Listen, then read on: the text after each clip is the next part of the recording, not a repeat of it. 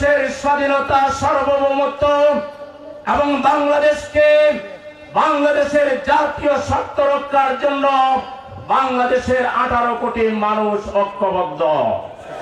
সুতরাং এই ঐক্যবদ্ধ জাতিকে কেউ যদি বিভক্ত করতে চায়, ঐক্যের বিরুদ্ধে যদি কেউ ফাটল তৈরি করতে চায়, কথার মাধ্যমে, আচরণের মাধ্যমে, ফ্যাসিবাদী চরিত্রের মাধ্যমে কেউ বাংলাদেশে যদি বিভাজন তৈরি করতে চায়, তার পথ হবে শেখ হাসিনার পথ, তার পরিণতি হবে শেখ হাসিনার পরিণতি। বাংলাদেশে আর স্বৈরাচার আর ফ্যাসিবাদ ফিরে আসবে না ইনশাআল্লাহ। আমরা এই বাংলাদেশকে খোঁজামুক্ত, দারিদ্র্যমুক্ত, সন্ত্রাসমুক্ত, গমমুক্ত একটি বাংলাদেশ প্রতিষ্ঠা করতে চাই। সেই প্রতিষ্ঠার জন্য বাংলাদেশের সর্বস্তরের মানুষকে নিয়ে কাজে কাজ মিলিয়ে আমরা এই দেশকে ইনশাআল্লাহ পৃথিবীর বুকে একটি সুন্দর, একটি আদর্শ রাষ্ট্র হিসাবে, জাতি হিসাবে আমাদেরকে আমরা তুলে ধরবো ইনশাআল্লাহ। দুর্নীতিযুক্ত বাংলাদেশকে দুর্নীতিমুক্ত বাংলাদেশ করতে চাই। সেজন্য আমাদের তরুণরা শহীদ হয়ে রক্ত দিয়ে প্রমাণ দিয়ে গেছে যে এই বাংলাদেশকে অবশ্যই আমরা দুর্নীতিমুক্ত বাংলাদেশ করব ইনশাআল্লাহ। সুতরাং সেই দুর্নীতিমুক্ত বাংলাদেশ গড়ার জন্য বাংলাদেশের জনগণ আজকে জামাত ইসলামীর দিকে চেয়ে আছে। তাদের সেই চাহিদা আপনারা কি পূরণ করতে পারবেন? হাত তুলে দেখান, আমি দেখতে চাই। আজ থেকে 6 মাস 1 বছর আগে যা আমরা কল্পনা করতে পারিনি, আল্লাহ তাআলার একান্ত মেহেরবানিতে আজকে বাস্তবে পরিণত হয়েছে। সারা বাংলাদেশের আনাচে কানাচে মানুষ এখন স্বস্তির সাথে শ্বাস নিতে পারছে। এখন মানুষকে আর তাদের থেকে মশারিটা নিয়ে ঘুমাতে হয় না। সারা রাত জেগে জেগে দুর্বৃত্তদেরকে মোকাবেলা করার জন্য প্রস্তুতি নিতে হয় না। এখন আর জেলে যাওয়া আসা সেই অনিশেষ মিছিল এখন দেখতে হয় না। এখন এই বাংলাদেশে রক্তের গুলি খেলা এখন আর চলে না। আলহামদুলিল্লাহ, সব কিছু আল্লাহ তাআলার একান্ত মেহেরবানি।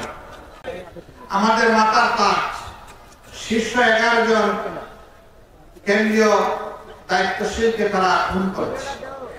কাউকে দিয়েছে ফাঁসি, আর কাউকে জেলের ভিতরে তারা মৃত্যুর দিকে ফেলে দিয়েছে।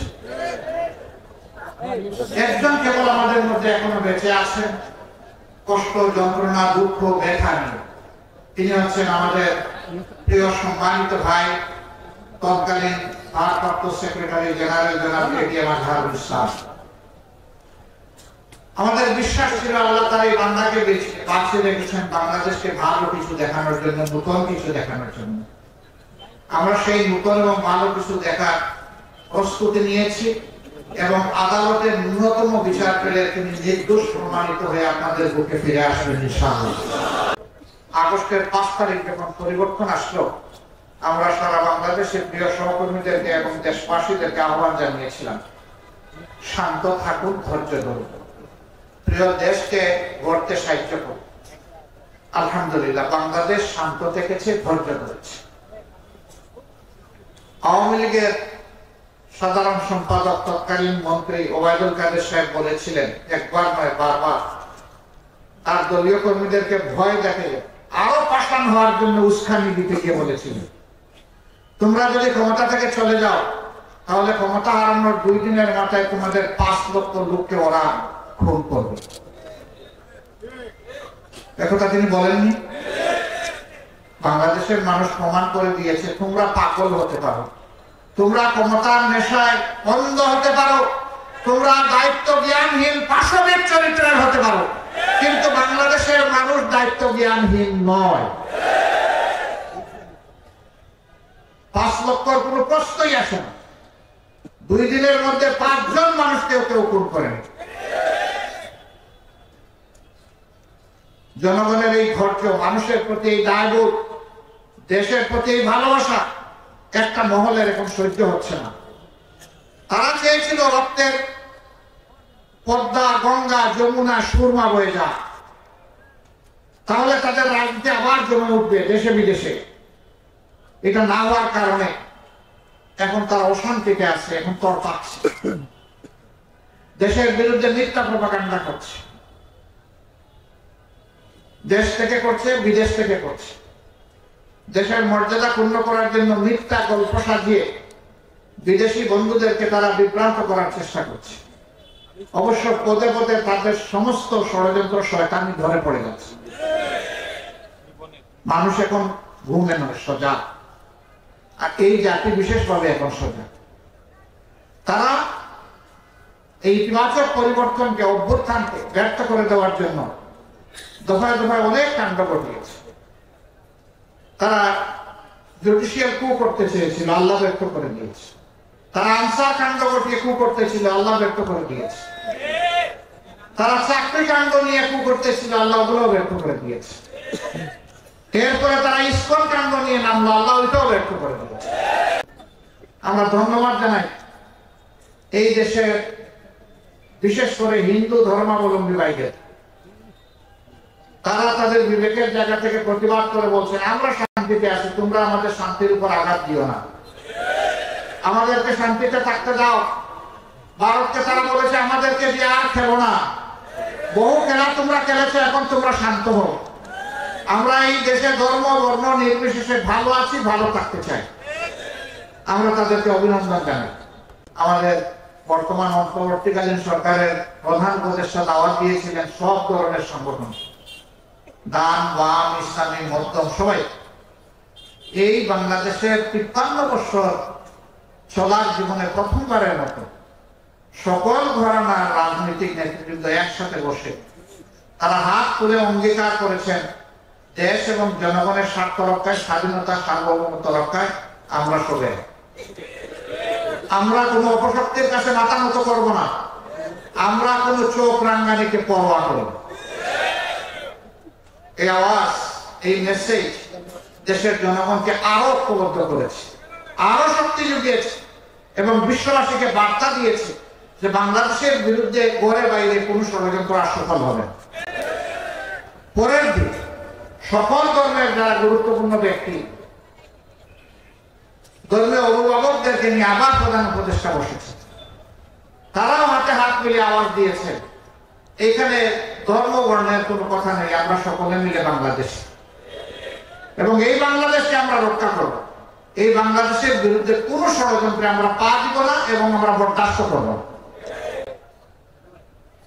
আমরা অভিনন্দন জানাই, মোবারকবাদ জানাই এই অঙ্গীকার ব্যক্ত করার জন্য।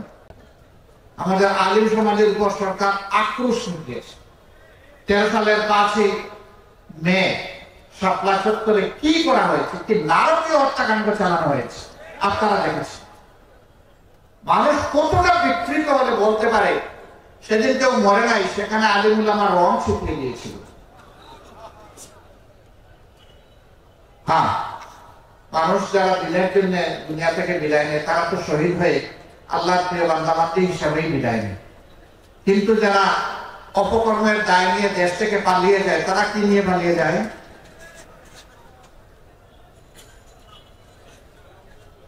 একটা মানুষের মৃত্যুর থেকে এইভাবে অপমানের দায় স্বীকার করে পালিয়ে যাওয়া আরো নিকৃষ্ট।